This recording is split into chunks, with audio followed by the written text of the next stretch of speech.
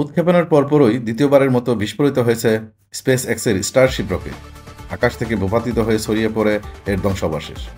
বৃহস্পতিবার যুক্তরাষ্ট্রের টেক্সাস থেকে উৎক্ষেপণের পরপরই এই দুর্ঘটনা ঘটে, যার ফলে ফ্লাইট বন্ধ হয়ে যায় এবং স্পেস এক্স সতর্কতা জারি করে। ইলন মাস্কের কোম্পানি স্পেস এক্স জানায়, উৎক্ষেপণের সময় রকেটটি দ্রুত ও অনির্ধারিতভাবে বিচ্ছিন্ন হয়ে যায় এবং যোগাযোগ বিচ্ছিন্ন হয়ে পড়ে।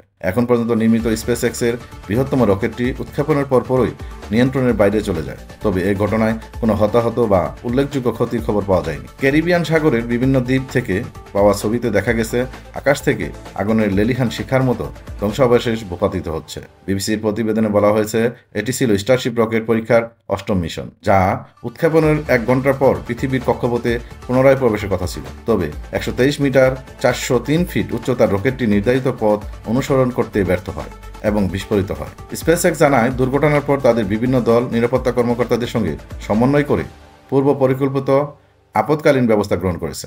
সংস্থাটি আরও জানায়, বিস্ফোরণের মূল কারণ নির্ধারণের তথ্য বিশ্লেষণ করা হবে এবং কয়েকটি ইঞ্জিন অকেজো হয়ে যাওয়ার ফলেই এই দুর্ঘটনা ঘটে থাকতে পারে। এই ঘটনায় এখনও কোনো মন্তব্য করেননি ইলন মাস্ক। বিস্ফোরণের ফলে জ্বলন্ত ধ্বংসাবশেষ ছড়িয়ে পড়ার আশঙ্কায় যুক্তরাষ্ট্রের ফ্লোরিডা, মায়ামি ও অরল্যান্ডের কয়েকটি বিমানবন্দরে সাময়িকভাবে ফ্লাইট চলাচল বন্ধ রাখা হয়। ফেডারেল এভিয়েশন অ্যাডমিনিস্ট্রেশন FAA এক বিবৃতিতে জানায়, রকেট বিস্ফোরণের ফলে বিমানবন্দরগুলোর কার্যক্রম বিঘ্নিত হয়। এর আগে চলতি বছরের জানুয়ারিতেও টেক্সাস থেকে উৎক্ষেপণের কয়েক মিনিটের মধ্যেই স্টারশিপ বিস্ফোরিত হয়েছিল। ট্রাক্স অ্যান্ড কাইকাস প্রশাসন জানায়, তারা মার্কিন কর্তৃপক্ষ ও স্পেস এক্সের সঙ্গে যোগাযোগ রাখছে।